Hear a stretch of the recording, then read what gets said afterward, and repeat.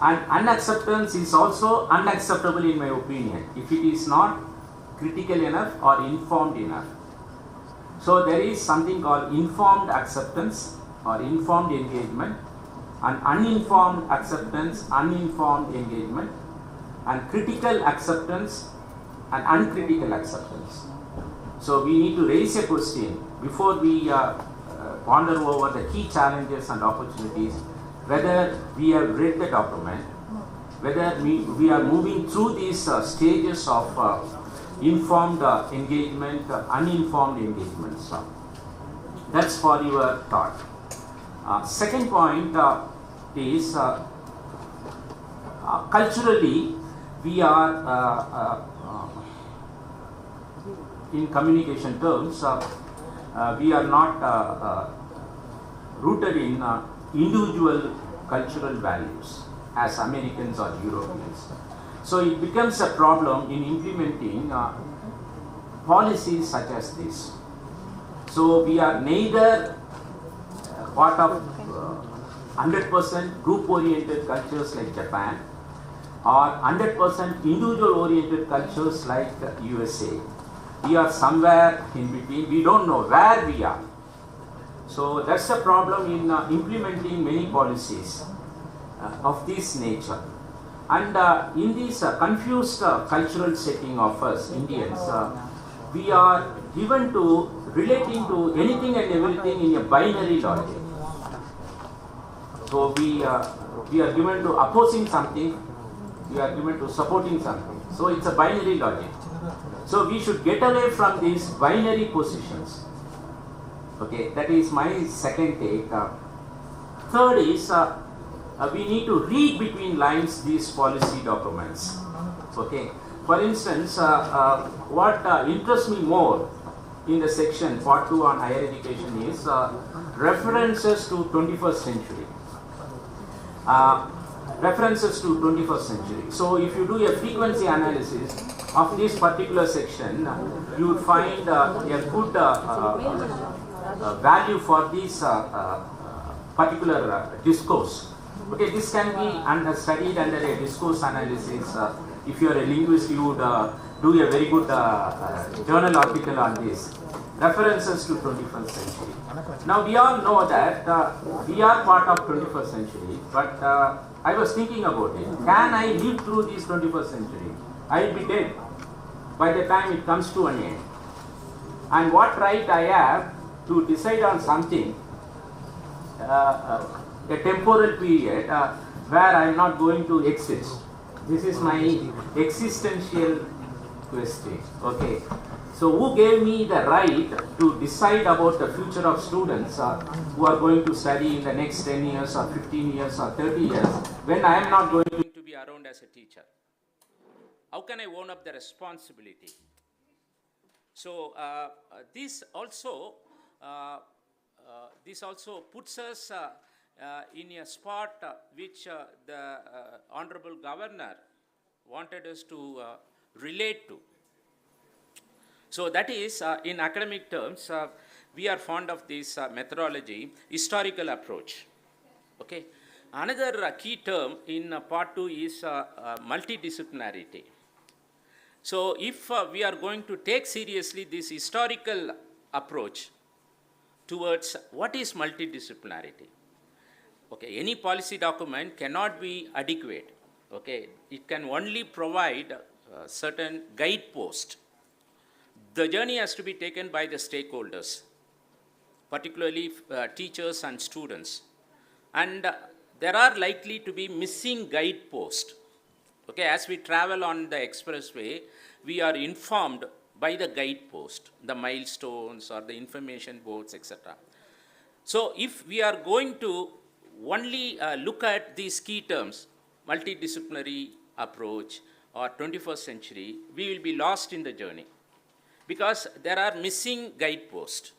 Unless we do an historical analysis of these terms, we won't get clarity when it comes to implementation. And I would just take a few more minutes to illustrate how we can benefit from these. For instance, I belong to journalism and communication. So when I was a student of University of Madras, I was told by my professors that the first journalism program was started in Lahore, 1947. But it took me some time to realize that this was a wrong date.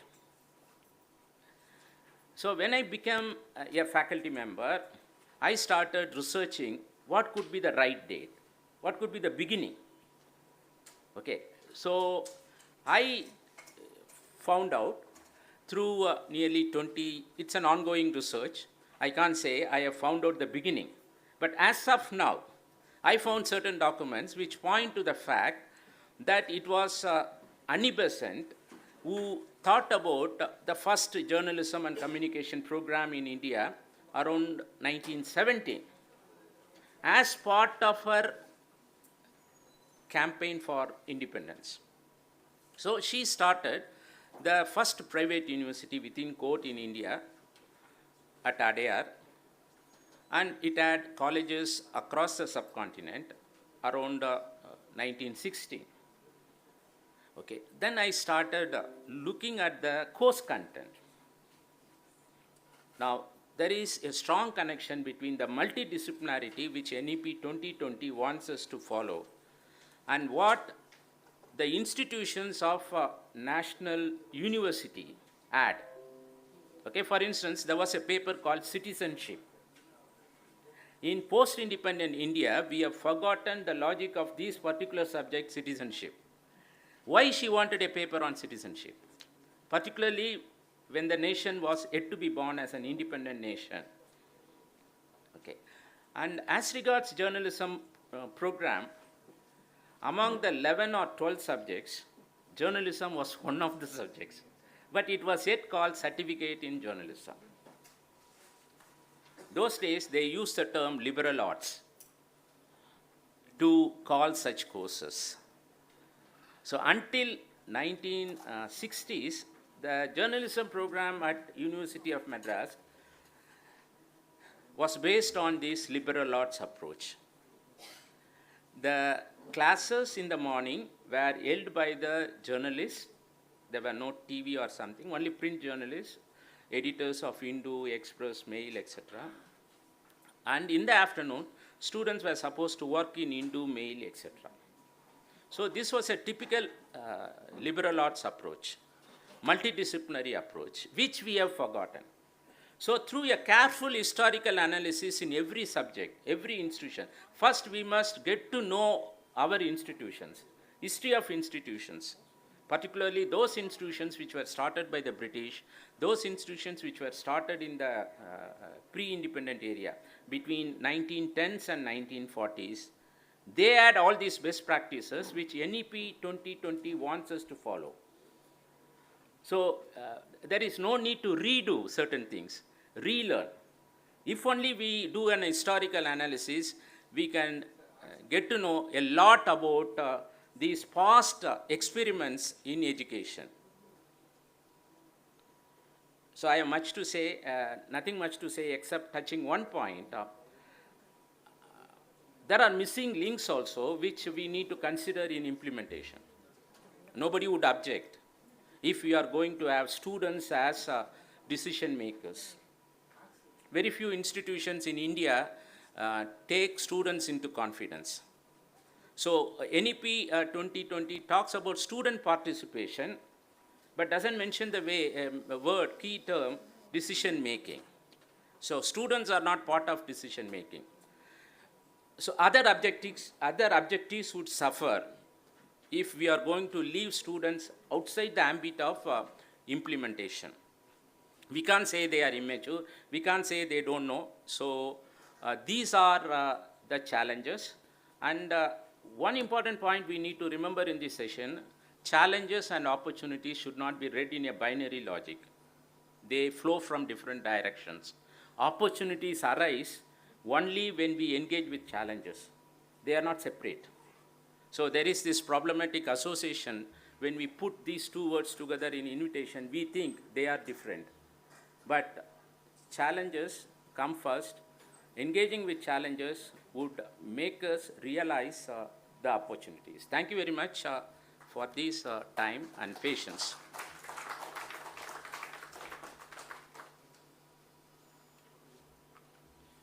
Now I would like to introduce Professor P. Srinivasan, Dean School of Education. Professor P. Srinivasan is a professor and head of Department of Education in Central University of Tamil Nadu. He has completed his MA in Psychology, Master of Science in Education, MPhil, PhD. He has over 20 years of teaching experience, over 50 postgraduate dissertations guide, and over 10 PhD scholarship. To add to his credit, he has published more than 12 books, including books with Springer publication. He has carried out 3 research projects, and 64 of his research papers have been published in various journals. Now I would like to welcome Professor P. Srinivas. And we also welcome today's resource person, Professor Kamakoti Virindam, Dr. B.S. Ponmudi Raj, Professor Gurmeet Singh, Professor M.G. Seturaman. Now, Srinivasan sir will introduce the resource persons.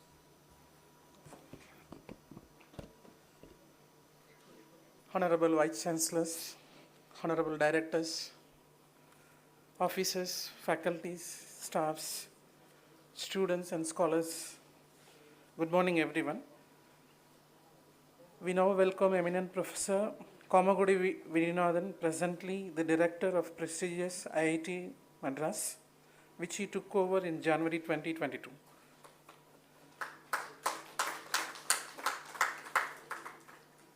Professor Kamagudi received his MS and PhD degrees in Computer Science and Engineering from IIT Madras. He joined the faculty of IIT Madras in 2001. He specializes in the area of computer architecture, information security, and VLSI designs. He heads the microprocessor development program and the information security education and awareness program at IIT Madras, funded by the Ministry of Electronics and Information Technology, Government of India. He is a member of National Security Advisory Board. He was also the chairman of the Artificial Intelligence Task Force constituted by the Ministry of Commerce and Industry, Government of India. At IIT Madras, he has served as the chairman, JEE, and associate dean, industrial consultancy and sponsored research. He was also appointed by the Union Commerce Ministry in 2017 as the chairman of Task Force on leveraging artificial intelligence for development across various fields. He has over 150 publications in international journals and conferences, guided many research scholars for their PhD and Master of Science by research. He has coordinated and successfully delivered close to 50 projects from industry and government R&D establishments. He serves in technology committees of the National Stock Exchange and Reserve Bank of India.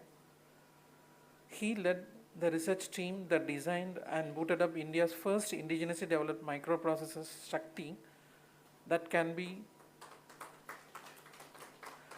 used in mobile computing devices and networking system. Dr. Kamagudi is the recipient of many prestigious awards such as DRDO Academic Excellence Award, the Indian Electronics and Semiconductor Association Techno Visionary Award, Abdul Kalam Technology Innovation National Fellowship, ACCS Lifetime Achievement Award, IBM Faculty Award, and Vasvik Industry Research Award. Now the stage is for you, sir. Thank you.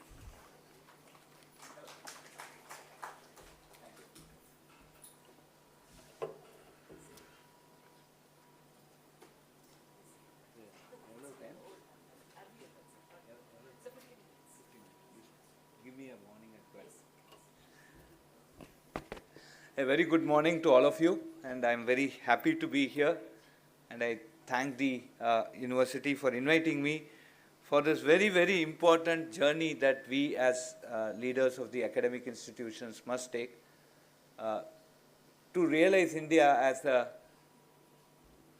leader in education.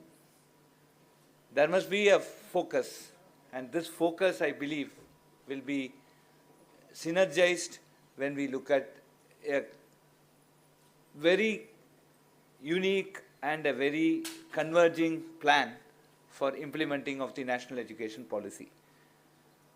So I thought today there are many aspects of the national education policy, right from school education to higher education. We are looking at multiple things like the teacher education, vocational training, skill development. But one important aspect that I thought I would touch today is on the ABC, which is the Academic Bank of Credits. Now, what is Academic Bank of Credits? And why we need Academic Bank of Credits? Unfortunately, in our education system, quite early in our life, we are actually asked to decide on what we need to do. And that decision is unfortunately today irreversible. For example, in 10th, I was asked to decide between what science or commerce stream. And when I make a decision on science, there is no way by which I could become a CA, which I feel I would have been a better CA now. Within science, there is a computer science and biology. The moment I decide on computer science, there is no way by which I could go into a biology. And then comes the dreadly JE, right? So we have to decide on the course at that point of time in the first year, and there is absolutely no way by which you can go out unless there were some sort of, if you are top in your team, then you can, in your branch, then there is some concept of a branch change. So many of our institutions are actually killing the real interest of people by actually putting in an education platform and driving the students. I can tell you N examples in my 25 years of teaching at IIT. At the end of the course, you go and ask the student, a computer science student, hey, why are you happy? He said, oh, sir, I should have done physics. I don't know why I took this stupid course. Right? So the interest is different. And this is perhaps the reason why this ABC has started in some form.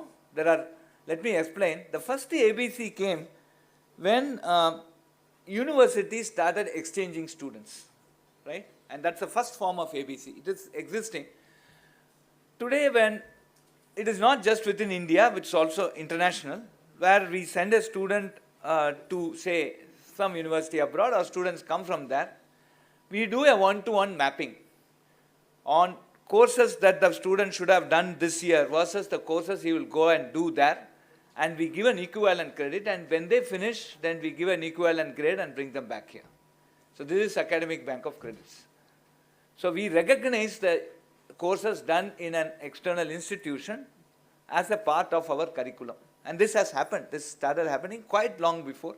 Even in early 90s, this student exchange program has started, and there has been an implementation of this. Around 2010, 2011, when we started, NITs came into place.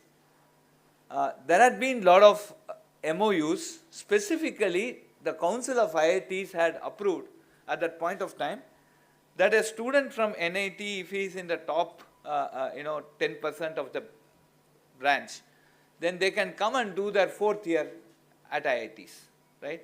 And every IIT was actually asked to go with the NITs and sign MOUs. So IIT Madras has 7-8 MOUs. But I go to the NITs and ask any student that, do you know the existence of such an MOU? Teacher also doesn't know, the student also doesn't know. That is a bad part of this.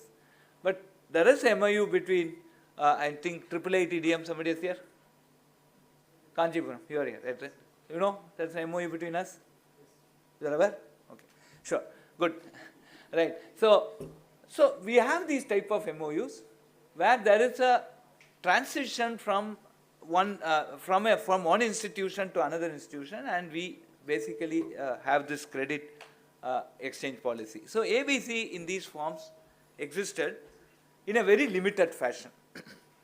But today, for some reason, somebody wants to discontinue a course and then take it up later. This is treated as a black mark, correct? I miss one semester, even if I say W grade, withdrawn, whatever be the reason, it shows up as W in the grade card. And there is a force for people to actually go ahead and finish these courses within that duration. There is a limit on the time by which you need to finish the course. And that limit is draconian in my opinion. So we say 4 years for so much of course, and if somebody is a slow learner, or somebody has, I know students who lost their father in the first year, and they had to work in a company to pay the fees, right? So there are many examples I could state, and this puts an enormous great pressure, and at least 30 to 40% of students actually face this issue. So that is one point. So there is an limitation. So though we have this ABC in some form, there had been a limitation on in terms of the time to complete, the type of courses that you can do, and then age bar and many other things that came here. Now came a very interesting thing that all institutions together, I'm sure all universities have contributed, is the National Program for Technology Enhanced Learning, the NPTEL. What did NPTEL do? It gave lot of courses. We have now more than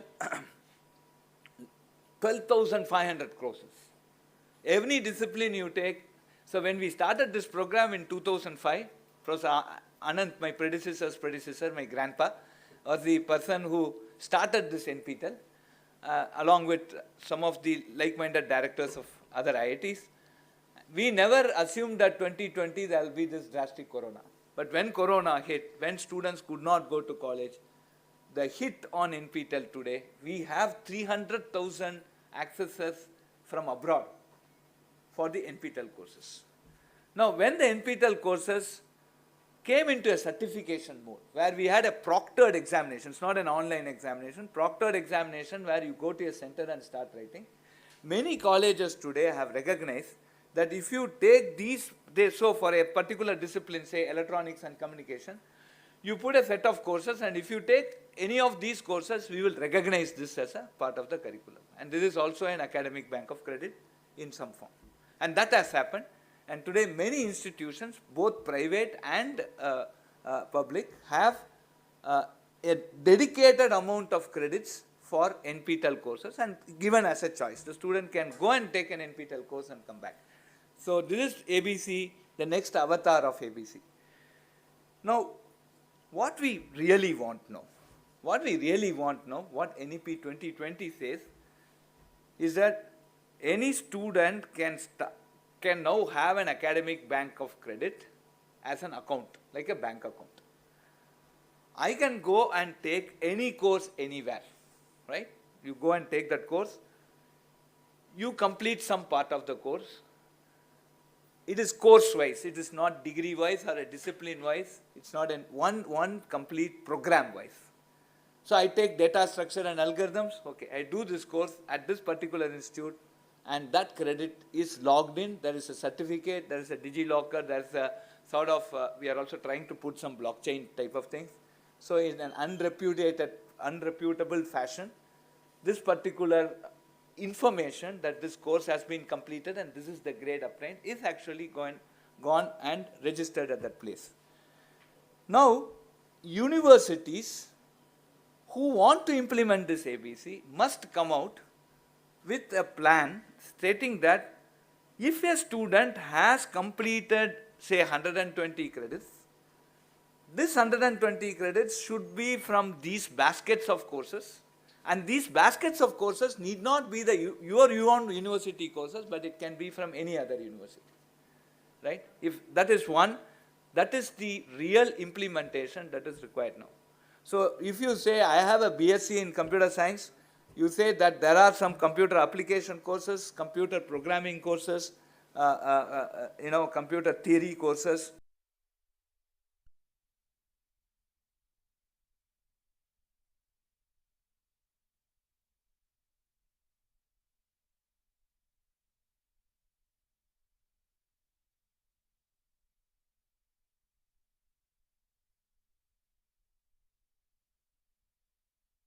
Parallel algorithms, okay. So now for these 5 courses, you can identify, say, 10 NPTEL courses, some 10 different universities offering these courses as that basket. And now the student can choose 5 from that entire basket. If they finish those 5, that means they have completed this hardware, this particular basket. And this is how the ABC needs to be evolved.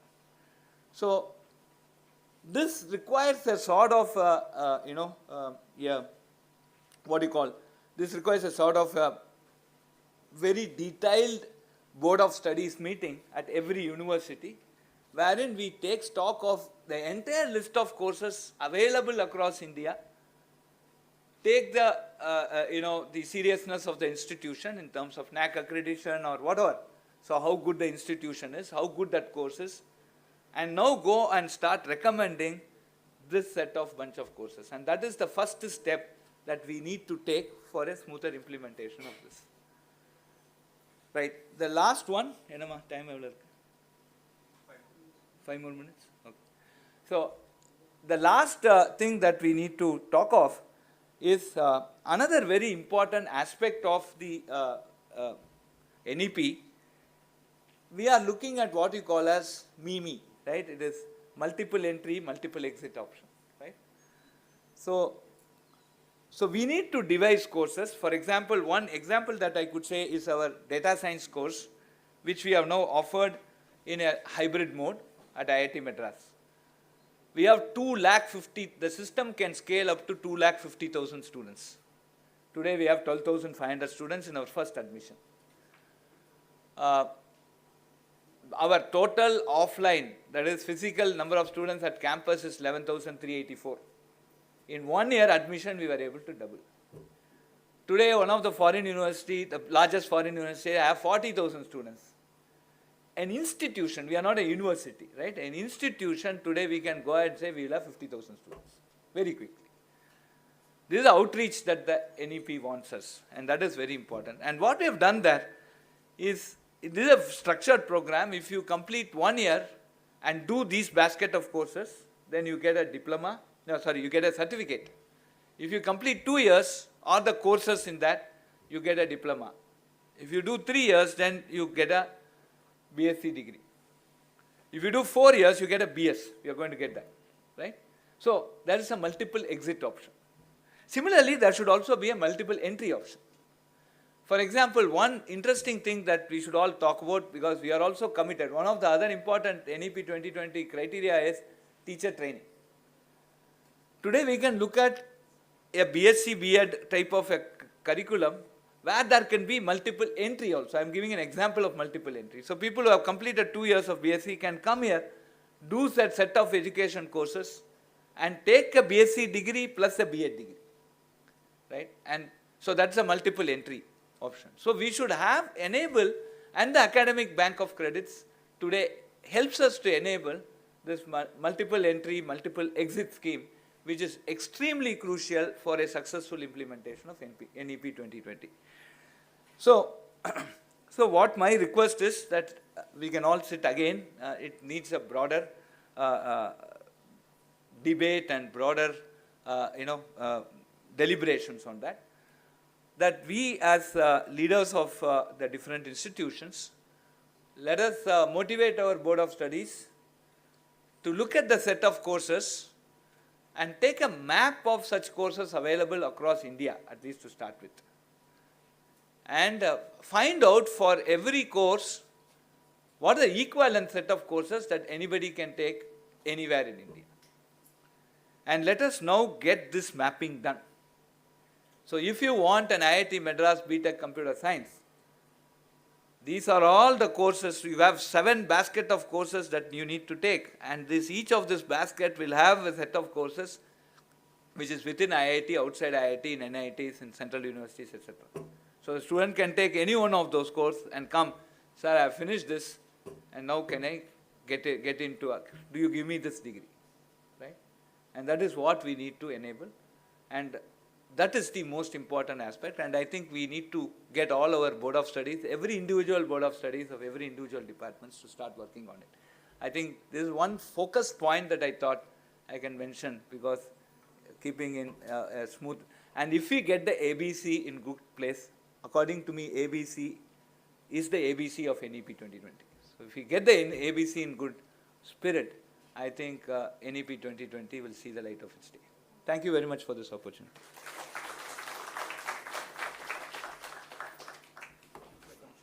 Thank you, Professor Viryanadam.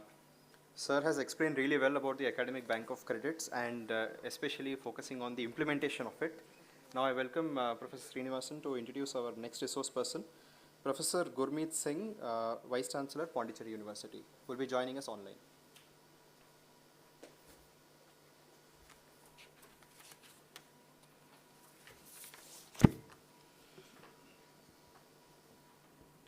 So again, good morning. So now I will introduce Professor Gurman Singh, Honorable Vice Chancellor, Central University of Pondicherry. Vice Chancellor sir has held the position of Professor in the Department of Chemistry at the University of Delhi. Sir has guided 50 PhD and 14 MPhil students. Sir has published over 100 research papers in various international journals of repute. Sir has traveled to many countries like Germany, Hungary, Japan, Australia, Singapore, Kenya, Italy, Poland, Korea, Malaysia, Switzerland, etc. in connection with various academic assignments. Sir has lectured in many foreign universities and conferences. Sir has served as member of various prestigious bodies like National Medical Commission, Jawaharlal University, Delhi, Academic Council, Central University of Punjab, and governing body of JIPMER, UGC Subject Expert Committee, etc. Sir, special assignments. Appointment as a special observer for the West Bengal General Assembly election 2011 by the Election Commission of India. Invited as chair professor by Lingua University Taipei, Taiwan from August 1, 2011 to January 31st, 2012 to start some collaborative research. Appointed as selected trustee at St. Stephen's College, Alumni Foundation Trust. Honored with visiting professorship to JEST, Japan Advanced Institute of Science and Technology, Japan. Awards received. Meritorious Corrosion Award by National Association of Corrosion Engineers, USA in 2008. Awarded the prestigious IAM Medal for the year 2016 by the International Association of Advanced Materials, Sweden on 2nd March 2016. Chemicals and Petrochemicals Award by FICCI 2018 for the distinguished contribution to Indian chemicals industry in recognitions of outstanding leadership and tireless efforts over the years. And lastly, Lifetime Achievement Award by National Association of Corrosion Engineers, USA in 2019. Thank you.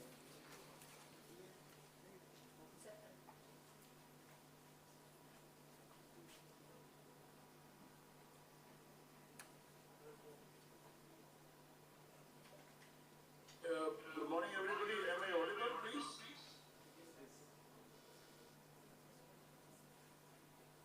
Good morning to everybody. Am I audible?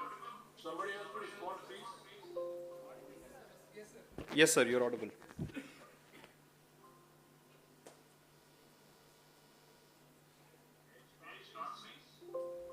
Yes, sir, you can start this session.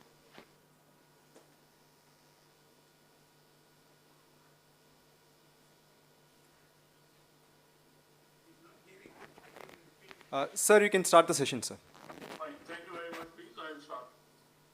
Let me, at the very outset, congratulate Vice Chancellor Krishnan, Professor Krishnan, for organizing this event.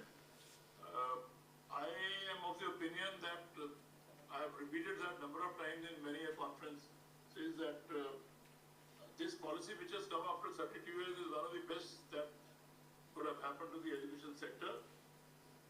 Because for the last 70 years we have been emphasizing on teaching and learning everything in a language which obviously, of course, came to us as a legacy, but then it is in the air and we don't need to emphasize more. I have always said that the best learning can be done at the starting level, at the initiation level for a student in mother tongue, in spoken language at home, and that is what this policy very rightfully has emphasized. Therefore, I suppose the original thinking, once it comes in the mind of students in the formative years, will go a long way in developing right kind of mind and thoughts for our education sector. And I'll give you 3 capsules which I've been highlighting all over in the next 2 minutes. So this policy teaches everybody here, students as well as all those who are concerned with the education administration. Three things. One, this is teaching us, this is learning to lead, I put it this way. Second is educate to impart, and third is teach to transform. These three things, if you analyze a little more deeply, you will find were the ones which are absolutely neglected. And before me, IT director was highlighting that if we by mistake got into commerce or science or whatever, there was no way to move out of it. So this was the worst, that once you are into it, whether you like it or not, you've got to live with it throughout your life. Now this is where this policy is going to be introducing that required change. That at any stage of your life, if you find you are more suited for a particular subject, you could change your stream. So this is where it comes in the form of multi-entry and multi-exit. You start your education, you find you are not fit for this, you can change. You start your education and for a variety of reasons you are not able to continue. You can leave, do whatever you want to do to settle your family, to settle your circumstances and get back here. This was not the case. We have all known anybody who goes out of education system for a period of 2 years or 3 years, and when he comes back, the kind of reception we all, including our vice chancellors, we all accept. We give it to the person who comes after 3 or 4 years. We just tell him that, well, you are not fit for it. Don't get back here. And everybody looks down upon that character that, well, he is not fit enough. That part has been taken care of. There are reasons. Some of the brilliant minds have not been able to continue their education. And had this been there earlier, probably they would have gone back to this and they would have done much better. But then that was not the thing, and this is what has been taken care of in this particular policy. Dr. Kamakoti, the director, talked about academic bank of credit. Now let me tell you, this is something like a major bank account or that common number which is to be given to every citizen. Anybody who joins a university or a college or a school or whatever, academic bank of credit will be there, and whatever you do, that much credit will be deposited in your account. And when you complete certain number of credits in whatever span of time you are able to do it, you will be entitled to get that particular degree in the form of general degree or honors degree or master or a research degree, whatever you are ultimately doing. And this particular system that we are going to start would introduce a lot of skill-based courses, which up till now we were not having. If it is a physics honors syllabus, we will just blindly follow that. There was no way to debate it. And that is what has resulted in some electrical engineering fellow, brilliant fellow, not knowing how to fix a minor fuse on occasion, which we all do, or a mechanical engineering not able to set anything, though one would have dropped in the course. So this is the empowerment of the education. So this particular policy, one, it will learn, it will teach you that when to leave, when you can come back to the system depending on your own convenience, and then teach to transform. When we are learning something, along with our regular stream, the course that is there, we will have the liberty to learn and to take up a lot of skill-based courses also, which will really enrich the student in the best possible way. And they, whatever you do in the form of completing skill-based courses, they will be deposited in your academic bank of credit and would add to whatever number of credits you are supposed to be earning before you are given a degree, which is being finalized now. One paper came to us and second paper which is revising again. Probably it will be reaching us very soon. So in that light, we will be able to complete our desired credits and we will be able to get a degree. The last part, as I said, teach to transform is the one. Educate to empower and learn to lead. These three capsules, if you remember, are the key words.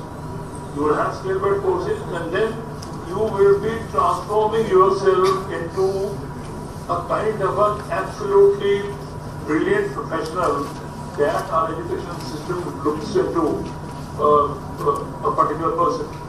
For example, if we have physics on a student, he does physics on we all know that. But ultimately when things are to be put in practice, that is where one falters. And here with certain skill-based courses, certain professional practices, one would be able to put into practice the concepts one learned through certain related courses which hitherto were not permitted, but now they are going to be there. Now the catch is going to be, I am repeating, the catch is going to be how to implement, and the success of this policy shall always be dependent on how best it is implemented. When I joined Pondicherry University way back in 17, I organized a conference of South Zone Vice Chancellors here with the help of Association of Indian Universities. And we deliberated on many issues. At that time, this national education policy was not there. But some of these features, we brought it out there from our own vision and thinking. And at the end of that, I coined a cardinal principle for everybody. I said, now time has come. This was in December 18, let me tell you. Now time has come when we start shedding our year-old philosophy that this is my university, my library, my sports ground, my lab, my lecture hall. We have to give it up. Time has come when we start sharing our resources. I'm paying 10 crores plus for our e-resources, for all kinds of research journals, for all kinds of e-books. Why should another neighboring university in my area be paying that much money once again when we can always have online connectivity and they can share my resources? Or, as an alternative, whatever I'm paying, I need not be paying in that quantum. Somebody else can pay a part of it and I should share their resources. We all know that for research, if somebody says that I'm going to do everything on my own, gone are the days when we work in a solitary fashion in our own lab. We need the support of other subjects, other experts, other scholars, and for that, we again need to go back to the other experts and subject-related specialists. So to do well, that is a must these days. The time is that in that kind of a frame now. And for that, I will not be able to have more high-ended equipment in my own university, though I have got many, but there are many which are still needed. And if IIT Chennai has it in my neighborhood, I should be able to use theirs and they should be able to use mine. This is what is needed. And the moment we remove our modern type compartment walls, I think we are in for a good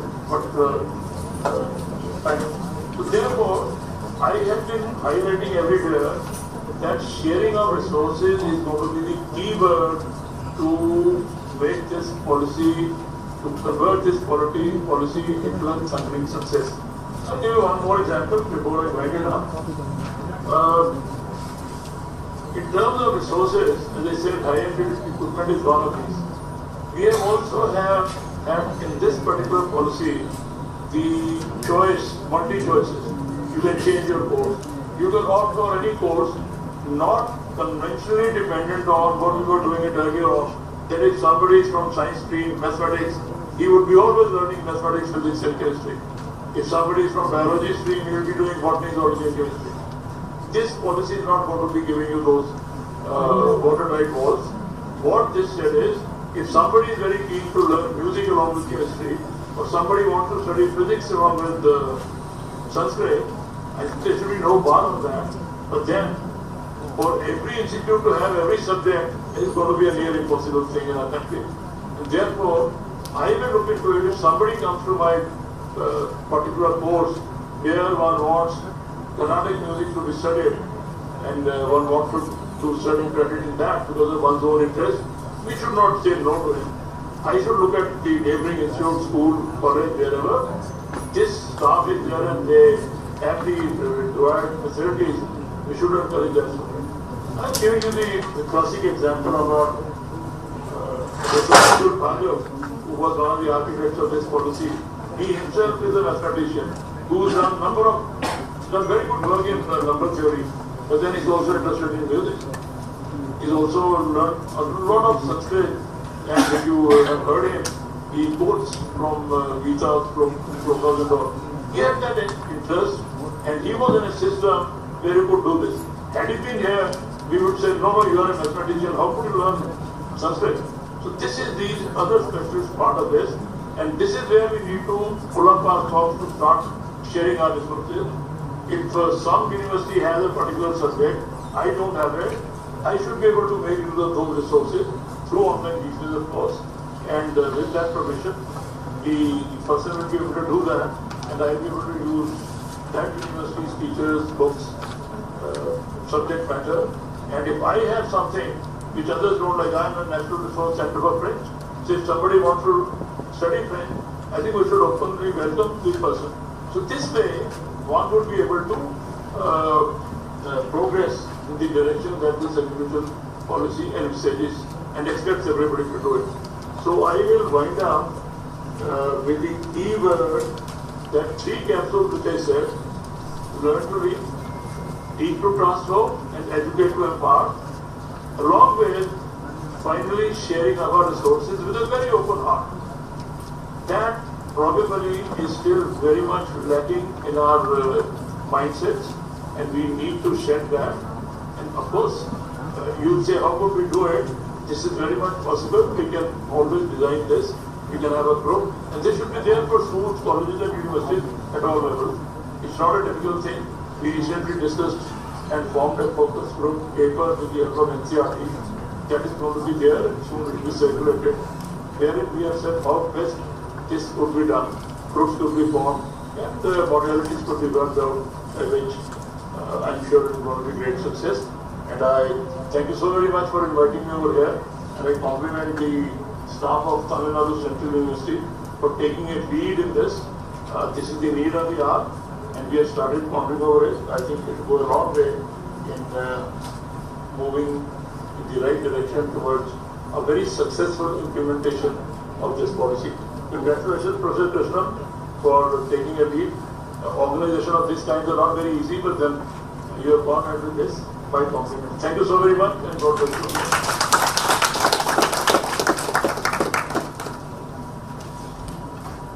Thank you, Professor Gurmeet Singh, Vice Chancellor, Pondicherry University. Now I would request Srinivasan sir to introduce our next resource person, Dr. B.S. Ponmudiraj, Advisor, NAC.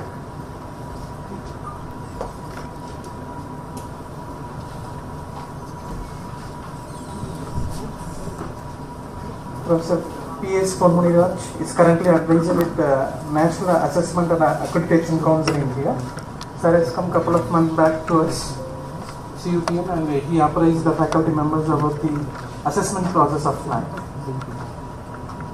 Prior to joining NAC, he was assistant professor in statistics, mathematics, and computer science in different colleges. And sir has 28 years of teaching and education administrative experience, and has published more papers and books. He has been a trainer on assessors training program, had visited several countries: UK, Vietnam, Bangladesh, Thailand, Australia, Cambodia, France, Belgium, and Nepal. He underwent training in Australia for quality assurance and peer review. Sir, now the stage is yours.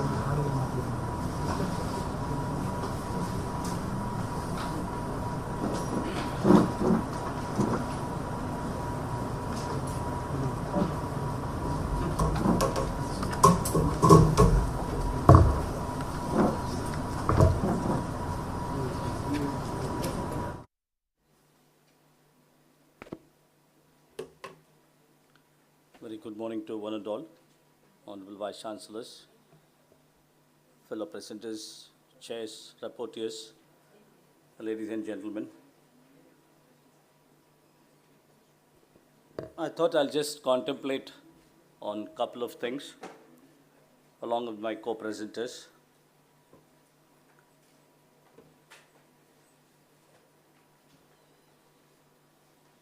In the changing context, what is quality assurance role? Almost 29th July 2020, Honorable Government of India Cabinet has approved the policy. So with this as the background, a lot of people talk about, a lot of YouTube lectures are also available, different connotations of interpretations, including the different things on ABC, as well as that, Digital India, One Data, One Nation. A lot of things are going on, perspectives. We all are giving our feedback, including the taking care of the feedback from different states and different, feedback across the country with different stakeholders. Everybody is aware of it. After 2 years, some of the states are giving different types of feedback. That is also has been taken cognizance of. So we will, before the law of the land comes into how the quality assurance as such. I'll talk quality assurance, then I'll talk about NAC, then I'll talk about little bit on the other bodies, the accreditation board, now we call NAERB of the Indian Council for Agricultural Research, and the National Board of Accreditation. These are the three people, main players. Of course, we have Quality Council of India. That's a different altogether. Now, these are the main players of quality assurance, what we call assessment and accreditation. When you say quality assurance, I'm not touched upon CII and FICCI, the private players who are doing different things, and other players are also there. So I just start with a small quote, so that it is about the masses. So whenever NAC wants to reach whatever the number people talk about, IASHA data, volunteer survey in higher education, 55,100 and odd with 1,100, because we say about, around, and all this data. Because every day one college and one almost higher education institution is coming up. So as we all publish papers, the statistics is big enough, including standalone, people say it would have crossed 66,000. So the major chunk of higher education is colleges. Major PG, major publications, major projects, outputs. So this is to be kept in mind when you talk about quality assurance, not that we are belittling the universities. Because the number game is very huge in colleges. So everybody would have seen this light but tight. What is light, what is tight? With the 18th state statutory professional regulatory council, of course, medical is out with the separation of the Medical Music Council, NMC, and all the bodies put together, Dental Council of India and putting NCT, all councils, what will be the status, whether separation, whether the superlying body of the four verticals and the HAI, Higher Education Council of India, how it's going to come out, how it's going to be rolled out, when the gazette will come, when it's going, all are waiting eagerly to see that the implementation and huge broad spectrum will take care. So, but I will try to touch upon little bit on the higher education, then only I can talk about the assessment and accreditation of the National Accreditation Council. Everybody understands this, the four verticals. One of the verticals is NAC. People always ask in different fora whether NAC will become NAC or ACT, NBA will become NAC, or put together it will become NAC, or there will be absolutely a new body coming NAC. We have to wait and see with all these questions, but we can always provide a feedback. Very interesting is the GEC, where multiple bodies, huge bodies are coming out under GEC, General Education Council. All the professional setting bodies are coming under this, including NSQF, including National Higher Education Qualifications Framework. This is very an interesting thing on because all the SCRTs, all the diets will come under it, all the NCRT, everything is coming under that GEC. Now people talk about 4 universities, basically 2. There is a 4th one also, everybody is aware, which one of my panelists also touched upon it.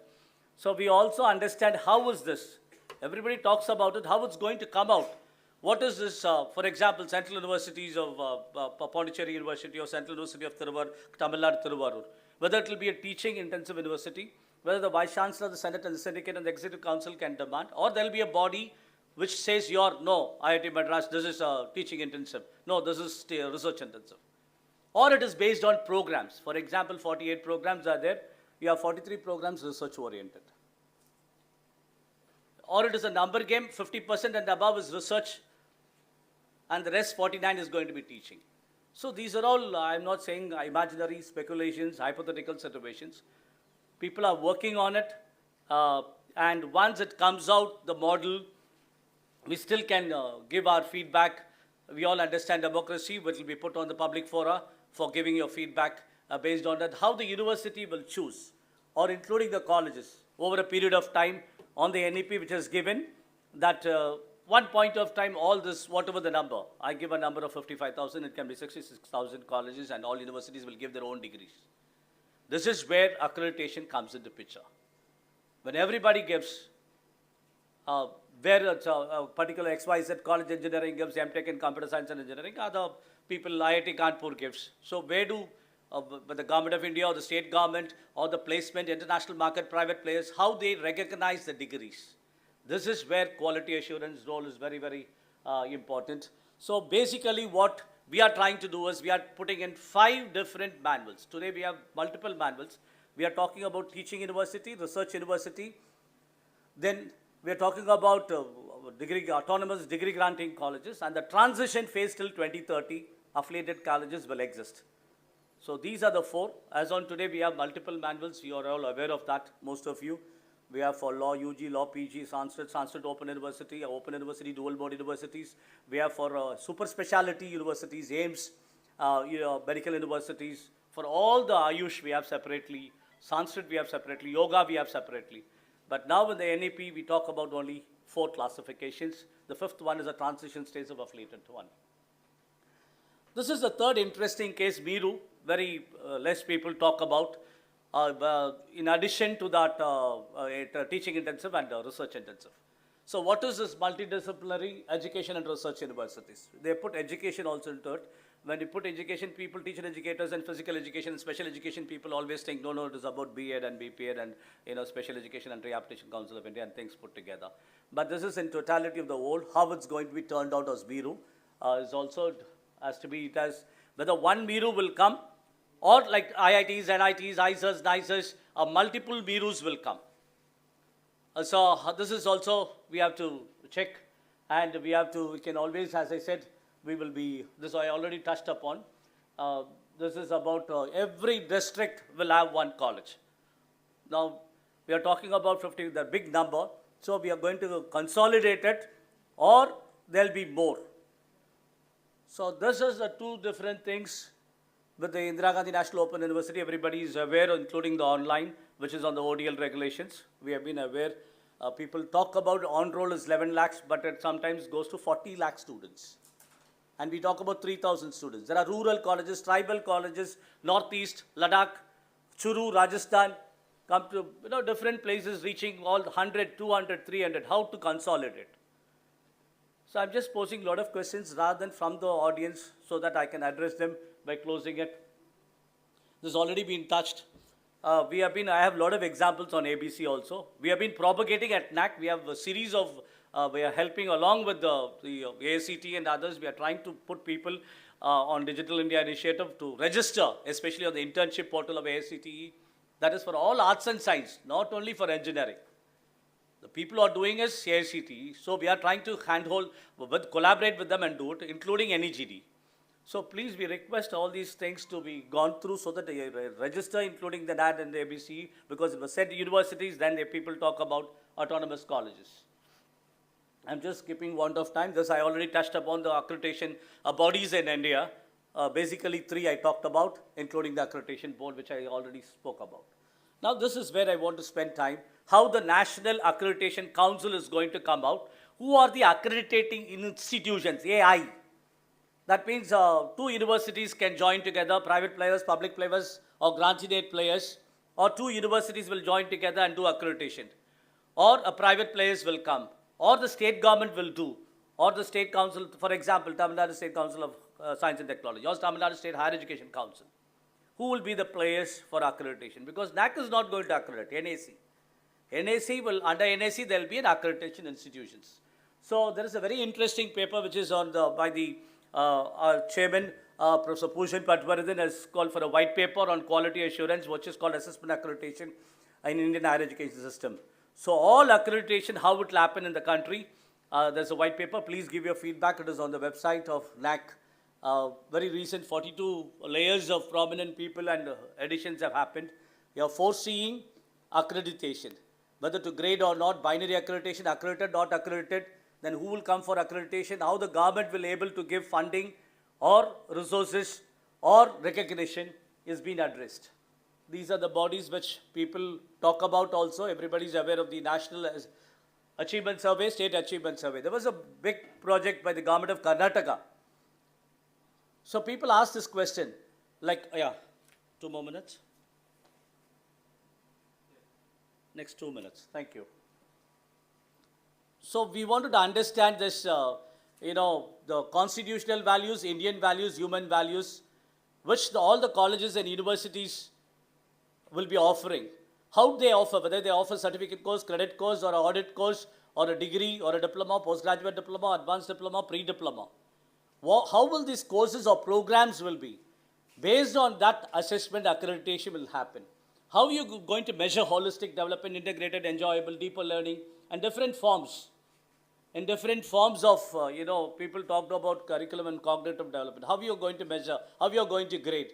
These are all very difficult and, in the curriculum, especially in our existing 7 criteria to doing mapping with this very deep learning process which has been mentioned in the NEP 2020. So we are trying to integrate. Already these questions are asked in the existing manuals as a profile, not for valuation purposes. So these 3 are very, very prominent in NEP, which we are trying to integrate. This is where, how do you assess Central University of Tamil Nadu, or Pondicherry University, or Delhi University? How they are sacrificed, tolerant, diversity, pluralism, righteous conduct, good citizenship, compassion, courtesy, forgiveness, all NEP words. So how we are going to do this?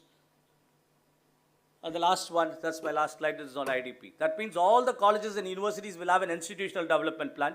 Based on that, immaterial of whether aided, government or private funding may happen. So we have to see how it is going to happen. Based on this only, then the criteria of mapping of the NAC, National Accreditation Council, with AIs, like the, perhaps like the CHIA model of the USA, Council for Higher Education, or the TRI model, Telecom Regulatory Authority of India, giving to Airtel, BSNL, and all the people. And these type of mechanisms shall be worked out.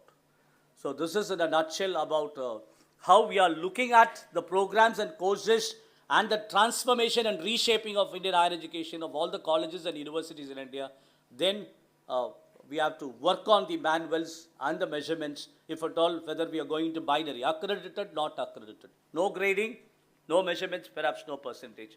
Only for programs they could be. This is where I will end it. Thank you. Hope I have kept my time, ladies and gentlemen.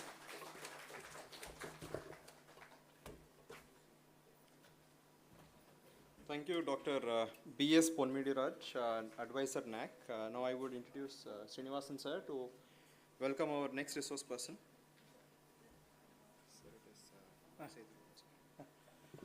Our next resource person is Professor M.G. Seduraman. Sir is Professor of Chemistry at Gandhigram Rural Institute, Gandhigram. So, sir has completed his MSc and PhD at National Institute of Technology, Trichy.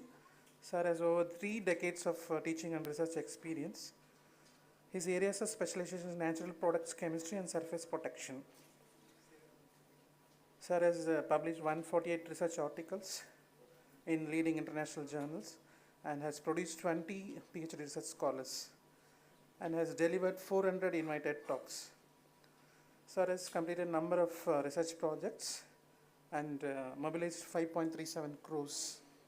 The important projects are Indo-US 21st Knowledge Initiative Project, the Lamelson Foundation USA, and the another one is Mascot National Award he has got from Electrochemical Society of India. Sir has the honor of being included in the list of top 2% of the world scientists compiled by Stanford University, and he was a director of IQAZ, Gandhigram Rural Institute, and instrumental in getting A+ to that institute. We welcome you, sir. Very good morning to all of you. I'm extremely happy to be here to, what happened? Okay. Now, we have to get into the business as far as NEP is concerned. Enough of discussion we have already had. I think it is time that we get into the curricular framework. So, not moving.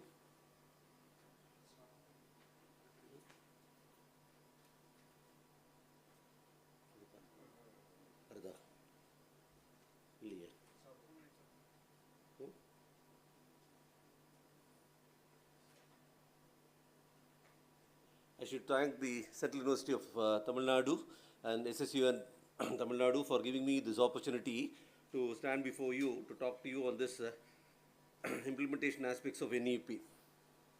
Varda?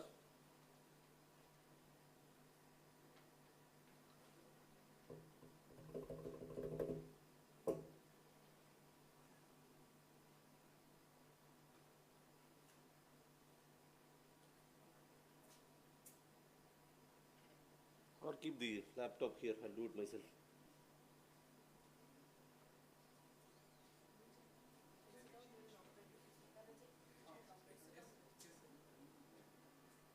Yeah.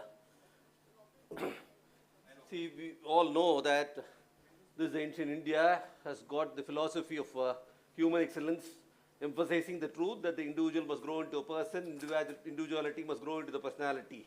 This is what ancient saints of India they have taught us. If you look into modern saints like Swami Vivekananda, he says, if I can get some unmarried graduates, he has not included us, I may try to send them over to Japan to make arrangements for their technical education there, so that when they come back, they may turn their knowledge to the best account for India. What a good thing that would be. I think he is the outcome-based saint as far as India is concerned. And Sangha Mahatpada says that what is to be earned by people? He says knowledge, wealth, strength, fame and merit. All these things are advocated by NEP to 2020. And your 2030 agenda for sustainable development includes quality education. And there are two previous policies, but we have not had enough of policy framework at all for a country which has 140 universities, nearly 40,000 colleges, 12,000 standalone institutions are there, 74% is the literacy rate and all that. Gross enrollment ratio is only 27%. And as per 2019 Shanghai ranking, only one Indian institution has figured in the top 400 institutions. Oh, Swami Vivekananda says education is not the amount of information that we put into your brain and runs right there undigested all your life. You must have life building, man making, character making assimilation of ideas. This is what the NEP suggests. It says holistic approach. At least in there are 43 times mention about holistic education in NEP document. Now this is the truth. The present status, 80% of the engineers are unemployable. 93% of the MBA graduates are unemployable. The 61% of the population say that India's higher education system is antiquated. All that. ASHE report says current curriculum is found to incentivize rote learning and replicability of content knowledge without addressing the needs of the employability and workplace success. Now, world-class university in India, it's a distant dream. MIT has produced 74 Nobel laureates. How many of we have produced? Harvard has produced 46 Nobel laureates. Oxford University has students from 40 countries. Oxford University runs 10 companies. Now, there are universities which apply for one patent every week. Then, endowment fund of Stanford is $22 billion. University in Japan, Hong Kong, Singapore, South Korea, Taiwan could attract 60% of the international faculty and students. Peking University has a strength of nearly 330,000 students from 80 countries. In 2012, hardly it had only, few overseas students. Now, university should have international profile. Of course, NEP addresses. Dual degree programs, now it is permitted. Joint certification programs, multinational projects, faculty exchange, publication, multiracial, multi-religious, multicultural, multidisciplinary academic milieu. So does any Indian university have the above?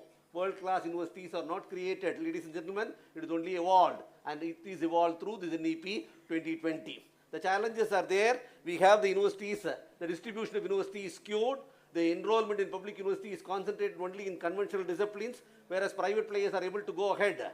So enrollment in private self-financing institutions are concentrated only in market-driven disciplines. Quality of education has become casualty. Provision of relevant education has become a challenge. Now there are distant dreams. One is curricular reforms. It is more talked but less done. Regular revision of curriculum. We have board of studies, but revision does not take place at all. For NAC's sake, we do things. Upgradation of curriculum. Hardly it happens. Introduction of semester system. It is still not happening in some of the universities. Choice-based credit system. We have only chaos-based confusion system called as CBCS. Okay. Examination reform. Not there much. Okay. And the identified barriers, non-relevant curriculum. Limited institutional drive and commitment. Limited staff awareness and expertise. Absence of interventional strategies. Lack of motivation of students.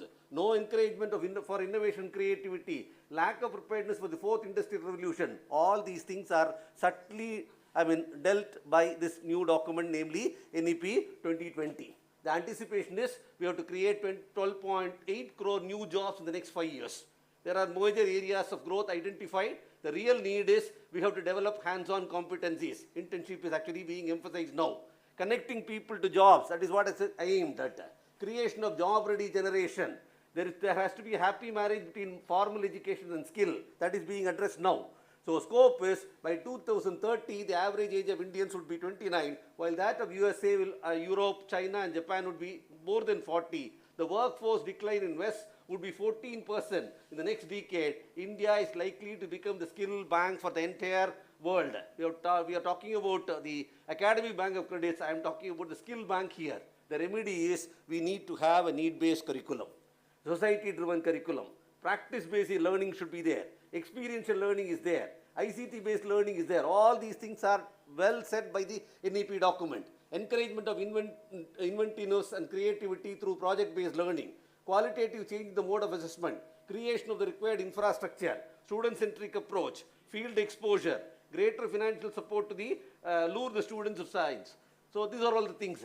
Now how do you actually do the curricular implementation? Now it is said that we have to have 4-year undergraduate program and 1-year PG program instead of the regular 3-year program. In addition to your 3-year UG and 2-year PG, it is suggested that we go in for 4-year UG and 1-year PG program. It is advocated that we have to have multiple entry, multiple exit in the academic programs also. How do we do that? Of course, there are other things. See, first thing is the framework very clearly says, that is the latest document says that in the 4-year program, there has to be a weightage of 40 to 56 credits of disciplinary or interdisciplinary major subjects. Again, minor subjects can be to the extent of 20 to 28 credits as far as disciplinary or interdisciplinary subjects. Vocational studies is also emphasized to the extent of 12 to 18 credits. We have field project, internship, apprenticeship, community engagement to the extent of 32 credits. Look at the credit distribution. To the extent 40 to 56 is the major credit, and the fourth aspect is actually experiential learning aspect. It is emphasized to the extent of nearly 24 to 32 credits. Now this is the one Dr. Kamakodi also was talking about, multiple entry, multiple exit, MIMI aspect and all that. So you walk away with a certificate if you are going in the first year, second year with a diploma, third year with a degree and all that. This is the credit requirement that is actually insisted upon. Now what is that we require? Suppose if you are designing a 4-year undergraduate program, how should it be?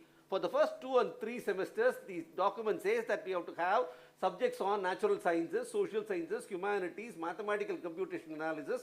There should be a space for creative expressions. You must have some aspects of vocational education also taught. That is your 1, 2 and 3. And when you come to the 4th, 5th and 6th, we have to have disciplinary, interdisciplinary, major or minor courses. Again, the focus is going to be more from the 4th, 5th and 6th.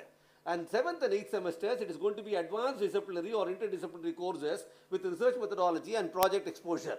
So this is the kind of framework that is being advocated by the National Education Policy. The document which is actually released by UGC for the implementation of NEP says this. But I do not know how many universities have got into business. It is time that we decide what are the courses to be identified as the minor for a particular major subject and all that, and we have to revamp. The problem with us is we do not have curricular development workshops at all, as a result of which we have not got into the business really, though the NEP circulars are coming back and forth, every day almost from the UGC. I think we have to have language. Language is a big issue, and for example, for any state, they say that 12 credits should be there, and it has to be a combination of modern Indian language plus English. They are not emphasizing on any particular language. They have given us freedom, modern Indian language plus English to the extent of 12 credits. Understanding India, a subject which is given 3 credits weightage. Environmental science, already it is there, 3 credits. Digital and technological solution, 4 credits. Again, we are preparing for the Industry 4.0. Then mathematical computational thinking and analysis, 3 credits. Many colleges have started keeping design thinking and product development as one of the subjects. Probably that can be extended here also. Health, yoga and sports is given 2 credits. And if you look at the natural science courses, it is 9 credits. Social science courses, 9 credits. Humanities, 9 credits. Again, vocational studies, education, it is 16 credits. Field-based learning or project 4 credits. So this is the kind of community engagement again is 4 credits.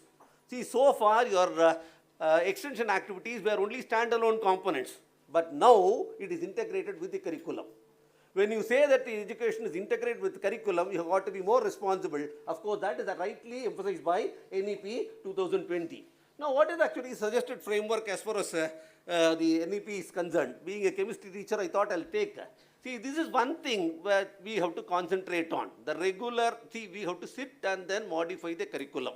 We have to, I'll finish it, don't worry.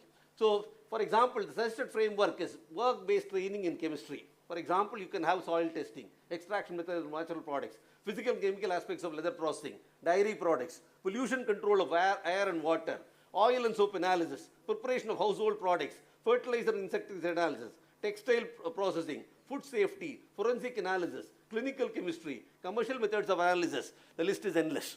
For each subject, we have to probably start actually identifying these aspects and put them at proper places so that we are able to have this 4-year meaningful degree, which actually is a holistic approach. Again, there is a departure from the conventional 3-year courses. We give more importance to the major subjects only after your 4th semester. But that kind of change has to be accepted. It is time that we give room, space for other subjects also, including mathematical and computational thinking and all that. We have to give enough room for the extension activities and community engagements and all that. So I think that will help us. Web-based training, biology, maintenance of botanical gardens, dairy products, modern crop production technology, techniques in cell and molecular biology, biofertilizers, bioinformatics, all that. Similarly, mathematics, computer-aided statistical techniques. So this is work-based training for physics you can have, for home science, for every subject you can have.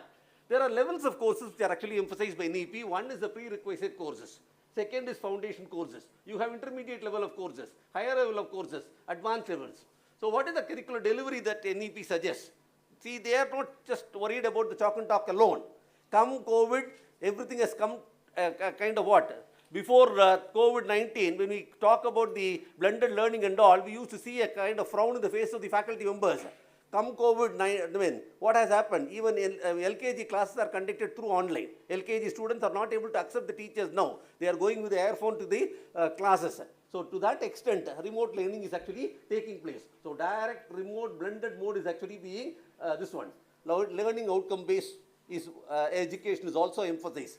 Teaching is taking place. Does learning take place? We don't really know. But rightly your NEP emphasizes on the learning outcome-based education. Taught courses are there. Seminars, practicum, internship, lab work activity, studio activity, workshop, field project, hybrid course. So your curriculum delivery is going to be really interesting. A mix-up of all these things you're going to see. Learning assessment, again, you're going to have time-constrained examination, problem-based assignments, practical skills, team-based project reports, seminar presentation, closed or open book tests, practical assignment laboratory reports, case studies, oral presentations, 5OOC, examination on demand even. So all these things are going to be new for us because we give more emphasis only for terminal examination or end semester examination. There is going to be a departure from that. We are going to have these types of formative assessment and summative assessment in place. So to sum up, I would say that education is a fundamental right of a citizen and the state is obliged to provide it. Provision of relevant education which empowers the population to increase their capabilities and employability is a need of the hour.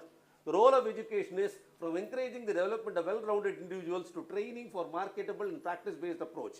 At the same time, education without contribution to national development is not what is needed.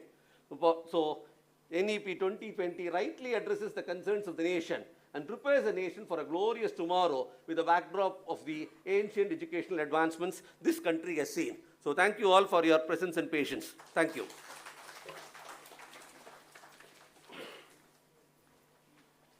Thank you, Professor M.G. Sethuraman, sir, for your insightful lecture. Now I would like to call upon Honorable Vice Chancellor, Professor M. Krishnan, to honor the resource person of the session. I request Professor G. Ravindran, Dean School of Communication, and Professor P. Srinivasan also to join this dais. Now I call upon the first resource person, Professor Kamakoti Veesanathan, Director IIM Madras, Chennai, to come on the dais. Sorry, IIT Madras. Sorry. I'm sorry.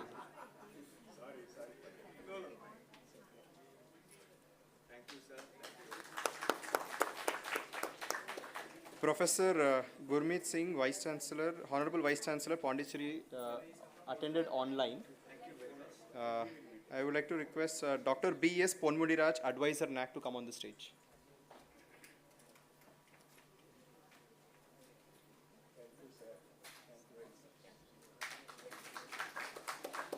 I request Professor M.G. Sethuraman, Gandhigram Rural University, to come on the dais.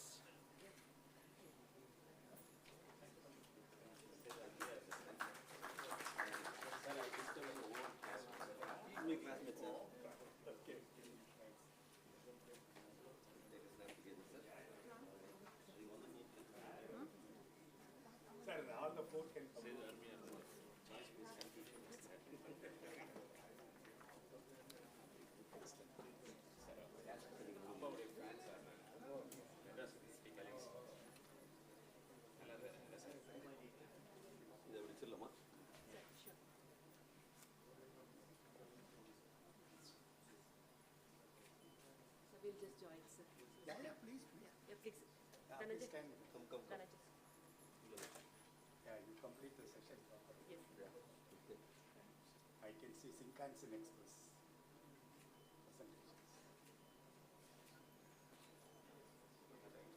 Thank you, sir. Thank you very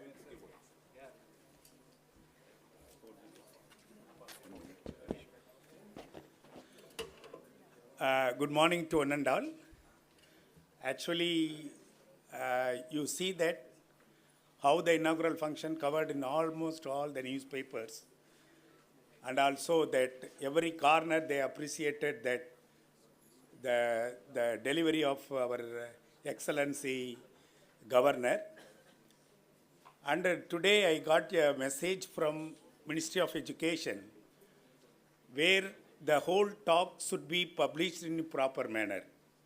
So I request the speakers, please give the write-up, or you can give the papers where I am approaching the Springer to publish this paper with ISBN and everything. So I think you don't mind it to give your talk by writing or whatever the way you can give that. I really, on behalf of CUTN, with the folded hand, I thank you all for that your kind cooperation. And don't think that you are seeing only 100 people here, but outside there are about 100,000 people are seeing that. Every talk is an online.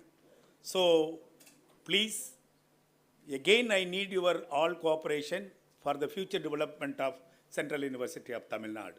Thank you very much.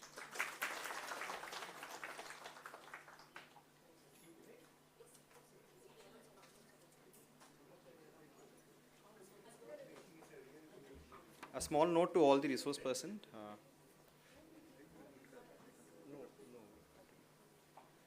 Tea is available outside the place from morning till evening, so you guys can take the tea anytime you want. Now the next session will continue.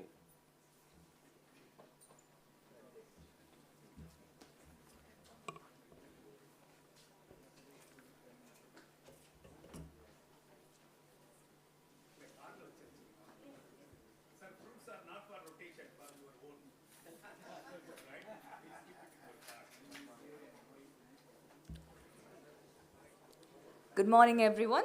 Today, for this special address, we have amidst us the most esteemed Dr. Ashirvada Majari, Founder Director, Corporate Governance and Business Ethics. Dr. Ajari is an academician, a researcher, and an influencer on socio-political issues. Dr. Ajari has authored many books, including Rural Economy, a big boon for national building under Narendra Modi government. He has published several research papers in international and national journals, magazines, newspapers, etc. He has been working in the field of implementation of National Educational Policy 2020 in schools and higher educational institutions. Sir served as the Former Deputy Director in the Civil Engineering Directorate in the Ministry of Railways, Government of India, New Delhi. Saha worked in various ministries, departments of Government of India like Ministry of Social Welfare, Ministry of Health and Family Welfare, Ministry of Environment and Forests, Ministry of Communications and Information Technology. He has immensely contributed to the development of passenger amenities in Indian Railways as its member of the Passenger Amenities Committee, like recommended for the introduction of regional languages on railway tickets. Sir has conceptualized the new railway recruitment policy that was notified in 2010, introduced e-procurement system for work contracts in order to provide corruption-free procurement. I welcome you, sir, to deliver the special address on this occasion. Sir, please. Please put your hands together for Dr. Ashrivada Majari, the Founder Director, Corporate Governance and Business Ethics.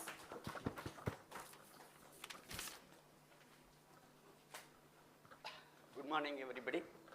Am I audible now? Yeah. I don't believe in PPTs. I always tell my students, PPT actually lessens the burden of the speaker because most of them are shown. And we just have the tendency of rushing through. And I want to talk to my students wherever I meet my students, or in such a program where I meet academicians. I want to talk heart to heart, because when I talk to another person and he touches the heart of the receiver, it is with him maybe for 1 year, 10 years, 20 years. He will not forget that easily. So I normally avoid PPT dependence. As members introducing to me,